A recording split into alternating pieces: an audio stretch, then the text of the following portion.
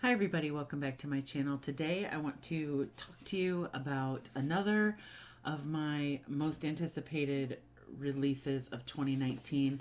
This one is 99% Mine by Sally Thorne. This book is the follow-up to Sally Thorne's wildly popular book, The Hating Game, which is part of the reason that it was one of my most anticipated reads of 2019. There was and is to this day a ton of hype surrounding The Hating Game, and I kind of wanted to get into Sally Thorne through a book that nobody else had read, a book that I wasn't going to go into with any sort of preconceived notions about the actual story or the actual content. 99% Mine by Sally Thorne is the story of Darcy, who is one of my favorite kind of heroines in the romance genre, which is this person who's built a really rough or badass exterior in order to protect a very vulnerable interior. I love that kind of heroine. In fact, I don't even mind it. I don't even mind those personality traits in a hero of a romance novel either. So that's the kind of person that Darcy is. When the book starts, she's living in her grandmother's cottage. Her grandmother passed away and left her property to Darcy and her twin brother, Jamie. Darcy is living there and Jamie is living elsewhere. He's at least a plane ride away. So Darcy and Jamie have been instructed to fix up this property and resell it, and that is their inheritance from their grandmother. Now Darcy, the grandmother was very beloved, a little quirky, kind of into like tarot cards and palm readings and that sort of thing. Jamie is the kind of person that found that sort of stuff ridiculous. The two twins have a mutual childhood friend named Tom, who their family sort of adopted Tom and his single mother into their fold when the twins were just 8 years old, I believe. Tom is just starting out his new construction firm or his renovation business. So he's been hired by the twins to restore the cottage to sellable condition. Now, the kicker is that Darcy has always sort of had this massive crush on Tom. All growing up, she sort of idolized him. She thought he was dreamy and perfect and wonderful, and yet was never able to get close to him because mostly her brother. So that's where the romance comes in. Tom's going to spend some time at the cottage fixing it up. Darcy's living there, and the brother is far away. Unfortunately, this is going to be another probably crazy unpopular opinion, the second that I've had recently.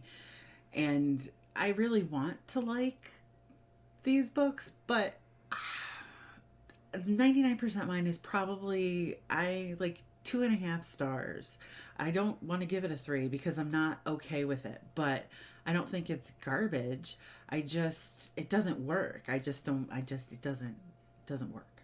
The booktube mentions of this book have been positive up to this point.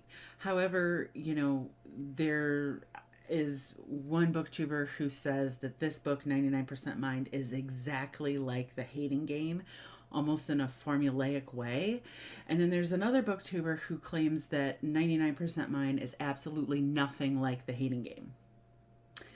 So, with that in mind, I feel kind of okay in my opinion that this book doesn't quite work. I mean, it can't even, to have it. It seems like it's either like The Hating Game or it's not like The Hating Game. There really shouldn't be any interpretation involved in that. And yet, booktubers aren't even agreeing on that. So I think that the book is maybe a little bit broken in parts. I will defend my stance on this. Let me just say, for the first 100 pages of this book, I genuinely thought this was going to be another 5-star read for me. Like I said, I love the kind of character that Darcy is. I am a fan of these secret romance stories where someone could be potentially hurt over the relationship that develops between two people, and so they keep it a secret, or it's sort of forbidden, or what have you. I'm a fan of that. And I mean, I loved my introduction to Darcy. I loved the introduction to the idea 99% mine. There's a whole story or reason behind how much of Tom Darcy feels like she's allowed to have, because in her mind she has to share Tom with her brother and her parents and his mother, and all of these things. So I mean, I truly thought for the first 100 pages that this one was a winner. Unfortunately, the wheels start to kind of come off of this book. It just becomes inconsistent. That's the word I'm looking for. Things become very inconsistent, especially the characters and the way that we're told they are versus the actions that they perform. Another big problem that I have is that, we have twins in this book, Darcy and Jamie, and we learn at the beginning that they're not on speaking terms. Darcy has done something that Jamie feels is outrageously unacceptable, and Darcy is sort of pining for the relationship with her twin brother back. She wants her twin brother with her. She misses him. She wishes she could call him, all of these things. Yet the more that we learn about the siblings' past, you really start to wonder why Darcy would want to talk to her twin brother at all, because he seems like kind of a jerk, not gonna lie. He hasn't treated her particularly well her entire life, according to the bits of flashback or history that we get. He's let something materialistic and monetary come between them now. At the same time, Darcy has a very serious health issue. She has a life-threatening heart condition. And so it just seems really petty and silly that Darcy and Jamie aren't close the way that we tend to think that twins will be. So I was kind of put off by that. I was put off by Darcy just really wanting this relationship with somebody who doesn't treat her particularly well, and caring what this person would think about whether or not she ends up with his friend. That was a turnoff of the storyline for me, and one of the only turnoffs of the actual story. The execution is the rest of the problem. After, again, those first 100 pages, it becomes kind of muddled. I think the intention is to make this a slow burn romance.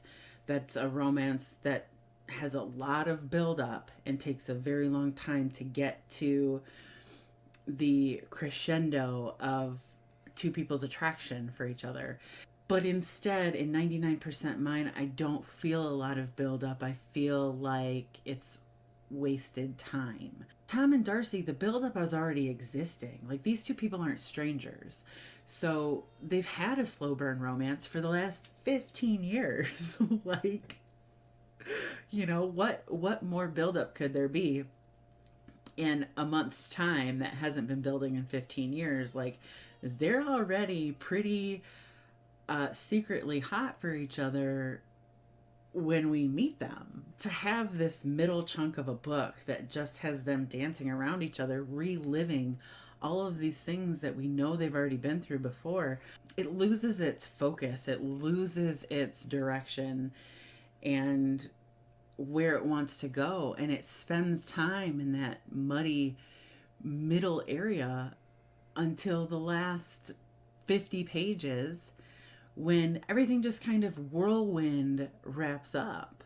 The climax of the story, I have problems there because I feel like, Tom makes some pretty out of character decisions and does things that the entire book we never would think that Tom would do. When you've got characters that make decisions that come out of left field, it doesn't help support the idea that you knew what you were doing when it came to characterization. It can be explained away, sure, it can be forgiven, but with the rest of the book being so directionless, I feel like this is a mistake instead of an intention. Here's how this feels, and this is 100% speculation on my part, but this book feels like the pressure to release a second book after a wildly successful first book and having a really great concept, but being A, rushed, or B, too stressed out to make good decisions. It's a horrible thing to say, but I feel like Sally Thorne might have caved under the pressure a little bit, that, you know, a follow-up to anything kind of exposes you to when your first go at something, when your debut of something just knocked it out of the park. Regardless of opinion, The Hating Game is wildly successful. So whether it's a good book or a bad book, people are shelling out the dough for it. I might have a bad opinion about the book, but I still have empathy. I still have empathy for its author.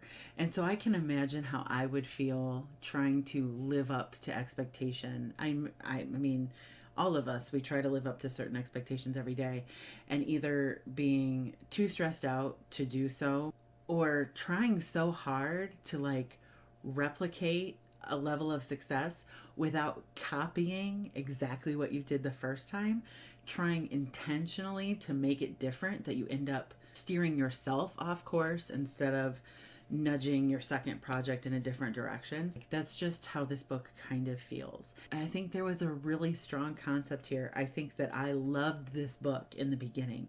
I was crying like before page 90. I remember looking down at the pages and being like, oh my gosh, I'm already crying. It was very emotional, and you care about Darcy very much in the beginning. There were secondary characters in here that I'm not sure how they supported the novel. Again, just to bring more content in, to put content and pages between these two people. That's kind of what it felt like. There were two major twists in this book. One I didn't see coming, and the other I totally did. We'll just call them reveals. Things that we didn't know, and then when they were revealed to us, they were meant to pack a punch. One of them did, and like I said, I didn't see that one coming. And the other one, I think it was supposed to pack a punch, but it didn't make any difference to the story. I think maybe that second one is build up for another novel. Jamie might get his own book, which, great, wonderful. I can't stand Jamie, so I probably won't be reading that one. I don't have any doubt that Sally Thorne can write a book. Will I go back and read The Hating Game? Probably. Would I read any future book about Jamie? Absolutely, 100% no. At this time, 99% Mine is a pretty new release, but if you've happened to have read it, please leave your thoughts about it down in the comment section below. Maybe we can have some sort of dialogue that makes me understand it a little bit better, or maybe you see where I'm coming from. That would be nice to get a little bit of validation that maybe I'm not crazy. So there you have it. That pretty much sums it up. Thank you so much for watching, and I will see you all very soon.